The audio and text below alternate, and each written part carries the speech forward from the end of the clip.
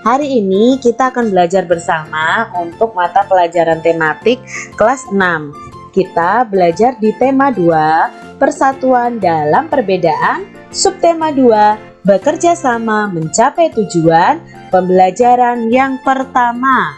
Mari adik-adik kita belajar dengan penuh semangat.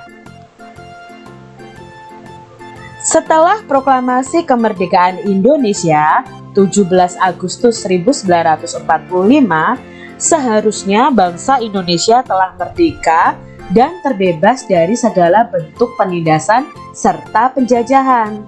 Namun, kenyataannya tidak demikian. Bangsa Indonesia masih perlu berjuang untuk mempertahankan kemerdekaan Indonesia. Mengapa ya adik-adik? Dan apa yang terjadi? Nah, ayo kita pelajari bersama-sama. Perjuangan mempertahankan kemerdekaan Indonesia. Setelah proklamasi kemerdekaan Indonesia 17 Agustus 1945, bangsa Indonesia ternyata masih terus berjuang mempertahankan kemerdekaan Indonesia dari gangguan bangsa asing yang datang, seperti dari pemerintahan Belanda. Pasukan Belanda kembali datang ke tanah air. Kedatangan ini disambut dengan berbagai bentuk perlawanan oleh bangsa Indonesia. Sehingga sejak tahun 1945 sampai 1950 terjadi berbagai macam pertempuran di berbagai daerah antara pihak Indonesia dengan pihak Belanda yang dibantu oleh pasukan Inggris. Nah, ini yang terjadi setelah proklamasi kemerdekaan. Ternyata perjuangan bangsa Indonesia belum selesai adik-adik. Bangsa Belanda dengan pasukan Inggris juga datang ke Indonesia untuk menjajah bangsa Indonesia lagi. Tapi di sini rakyat Indonesia atau bangsa Indonesia melakukan perlawanan. Bagaimana perjuangan bangsa Indonesia dalam mempertahankan kemerdekaan Indonesia di berbagai daerah? Mari kita pelajari adik-adik. Nah, yang pertama adalah pertempuran Surabaya. Ini pertempuran yang terjadi di kota Surabaya adik-adik. Pada tanggal 25 Oktober 1945, tentara sekutu yang dipimpin oleh Brigadir Jenderal Malabi datang ke Surabaya. Tanggal 27 sampai 30 Oktober 1945 terjadi kontak senjata antara para pemuda Indonesia dengan pasukan Inggris. Dalam pertempuran ini, pasukan Inggris dapat dipukul mundur oleh para pemuda Indonesia. Bahkan puncak dari pertempuran tersebut adalah terbunuhnya pemimpin pasukan Inggris, yaitu Brigadir Jenderal Malabi. Ini pertempuran Surabaya adik-adik yang terjadi tanggal 27 sampai 30 Oktober 1945. Pada tanggal 9 November, Inggris mengeluarkan ultimatum yang berisi semua pimpinan dan orang Indonesia yang bersenjata harus melapor dan meletakkan senjatanya di tempat yang telah ditentukan dan menyerahkan diri dengan mengangkat tangan. Nah, Inggris ini mengancam adik-adik. Pokoknya semua orang Indonesia yang memiliki senjata harus melapor dan meletakkan senjatanya di tempat yang sudah ditentukan dan menyerahkan diri. Namun, ultimatum tersebut tentunya ditolak oleh pihak Indonesia. Lalu pada tanggal 10 November 1945 terjadi pertempuran yang sangat dahsyat. Pasukan Inggris menggempur kota Surabaya dari darat, laut, dan udara. Maka 10 November ini diperingati sebagai Hari Pahlawan karena di situ banyak para pahlawan yang gugur atau meninggal. Nah, itu tadi tentang perjuangan rakyat Surabaya mempertahankan kemerdekaan Indonesia. Berdasarkan teks tadi adik-adik bisa membuat peta pikiran dengan menggunakan kalimat efektif. Nah, di sini kalian bisa membuat berupa pertanyaan atau berupa kalimat efektif. Apa sih kalimat efektif itu? Nah, kita akan pelajari di sini. Kalimat efektif adalah kalimat yang mengandung gagasan pembicara atau penulis yang terdiri atas kata-kata yang mempunyai unsur SPOK. Apa itu SPOK? S itu subjek, P itu predikat, O itu objek, K itu keterangan. Jadi kalimat tersebut terdiri dari subjek, predikat, objek, dan keterangan. Jadi adik-adik harus mengetahuinya bahwa kalimat efektif itu kalimat yang terdiri dari SPOK tadi. Nah, ciri-ciri kalimat efektif yaitu yang pertama, memiliki unsur penting atau unsur pokok, misalnya subjek dan predikat. Lalu menggunakan struktur bahasa yang tepat, memenuhi kaidah ejaan yang berlaku, menggunakan pilihan kata atau diksi yang tepat dan sesuai dengan kebutuhan. Misalnya tadi ya, Brigadir Jenderal Malabi memimpin memimpin pasukan Inggris untuk menyerang Indonesia. Itu sudah mengandung unsur SPOK, yaitu subjek, predikat, objek, dan keterangan. Perjuangan dalam mempertahankan kemerdekaan Indonesia tidak dapat dilakukan sendiri-sendiri. Sangat diperlukan kerjasama dan persatuan dari seluruh rakyat Indonesia agar cita-cita untuk menjadi bangsa yang bebas dan merdeka dapat tercapai. Jadi Indonesia ini kan terdiri dari banyak sekali pulau adik-adik. Nah, waktu itu Indonesia itu berperang ya, warga Indonesia itu berperang di daerah mereka masing-masing, tetapi mereka itu bersatu melawan penjajah. Sehingga di sini diperlukan kerjasama dan persatuan dari seluruh rakyat Indonesia agar menjadi bangsa yang bebas dan merdeka. Pertempuran Surabaya adalah salah satu dari sekian banyak upaya yang dilakukan oleh bangsa Indonesia dalam mempertahankan kemerdekaan Indonesia. Masih banyak perjuangan lainnya yang akan kita pelajari nantinya adik-adik yang dilakukan di berbagai daerah. Misalnya ada pertempuran Ambarawa, lalu ada pertempuran Medan Area, ada Bandung Lautan Api, lalu ada agresi militer Belanda 1 dan agresi militer Belanda 2. Jadi nanti di subtema ini kalian akan belajar tentang perjuangan bangsa Indonesia setelah kemerdekaan. Adik-adik bisa mencari tahu tentang pertempuran-pertempuran ini dari pertempuran Ambarawa, Medan Area, Bandung Lautan Api, agresi militer Belanda 1, agresi militer Belanda 2. Tentunya kita akan pelajari ini di pembelajaran selanjutnya. Tahukah kamu bahwa perjuangan dalam mempertahankan kemerdekaan Indonesia itu dilakukan dalam berbagai strategi yang disesuaikan dengan kondisi daerah masing-masing.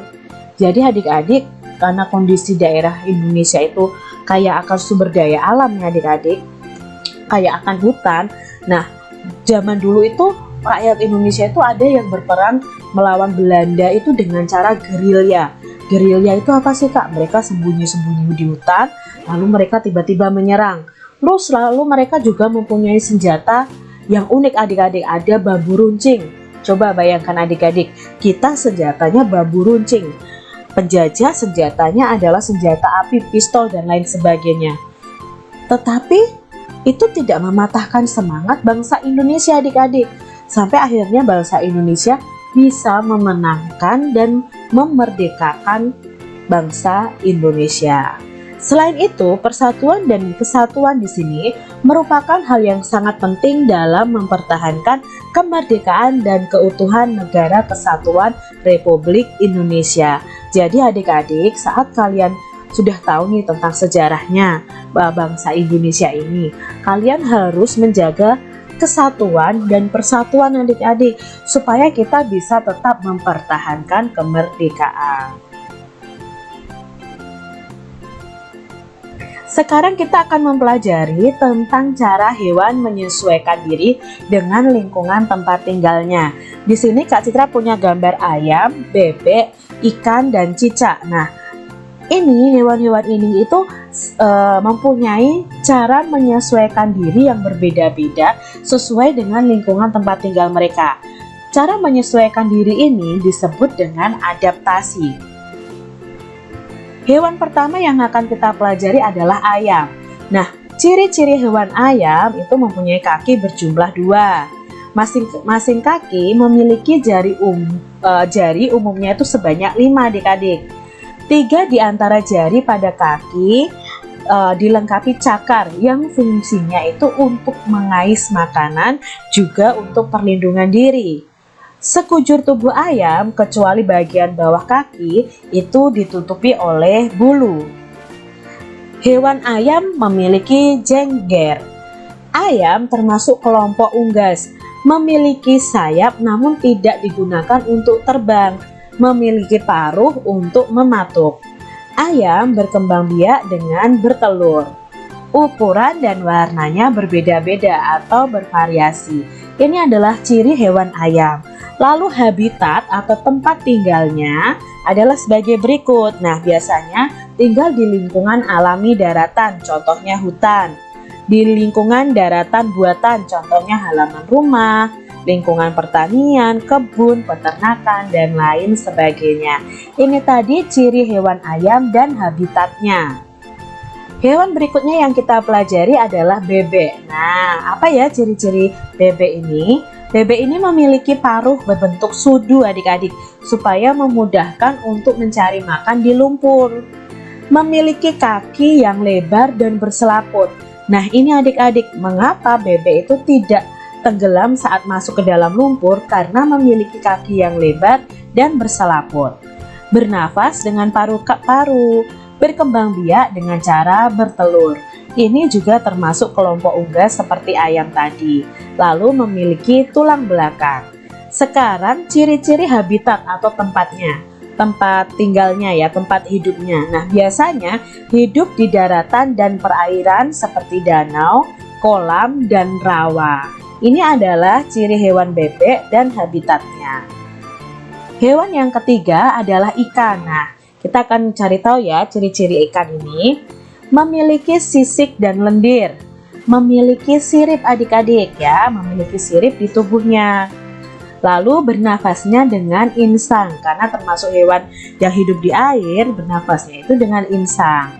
Ini hewan termasuk hewan yang berdarah dingin.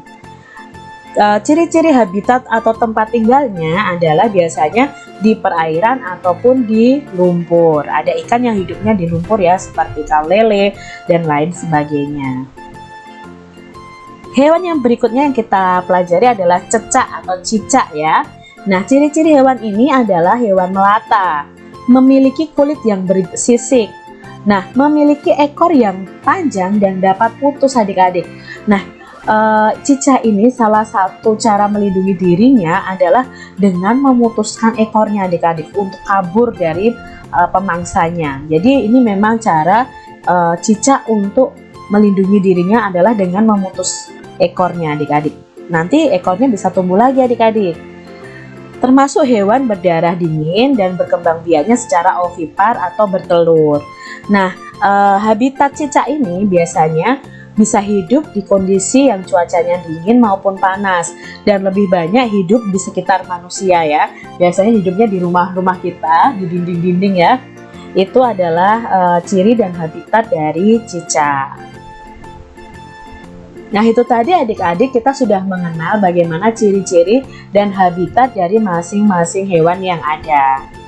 Tuhan itu menciptakan makhluk hidup dengan segala keunikan dan keistimewaannya, tidak terkecuali hewan. Keunikan dan keistimewaan hewan tersebut kita kenal dengan ciri khusus. Ciri khusus pada hewan tersebut mempunyai hubungan yang erat dengan tempat tinggalnya. Seperti bebek tadi, dia suka di daerah yang berlumpur, maka dia mengadaptasi dirinya itu dengan adanya selaput pada kakinya. Misalnya ikan itu memiliki insang untuk bernafas di dalam air. Cicak memiliki perekat pada kakinya untuk dapat menempel di dinding, dan bebek memiliki selaput pada kakinya agar dapat berenang di air dan tidak tenggelam dalam lumpur. Kita baca nih, ada bacaan tentang bebek. Bebek memiliki ciri khusus yang disesuaikan dengan tempat tinggalnya. Bebek hidup di darat, namun untuk mencari makan, bebek biasanya berada di air. Ciri khusus yang dimiliki bebek untuk mencari makan yaitu berupa paruh yang agak panjang dan lebar pada bagian ujungnya. Bebek mencari makan di air seperti kolam, sungai, sawah, atau danau yang dangkal. Bulu bebek dilapisi oleh minyak sehingga tidak basah jika terkena air. Ketika bebek keluar dari air dan berada di darat, bebek biasanya akan mengibas-ngibaskan bulunya sehingga air yang menempel akan keluar adik-adik. Apa yang akan terjadi jika bulu bebek tidak dilapisi minyak dan air menyerap ke tubuhnya? Pastinya bebek akan tenggelam ya kalau berenang di danau kalau tidak ada lapisan minyak pada bulunya. Selain itu adik-adik, bebek juga memiliki ciri khusus lainnya, yaitu selaput pada kakinya. Selaput tersebut digunakan untuk berenang. Nah, itu tadi bacaan tentang ciri khusus hewan bebek.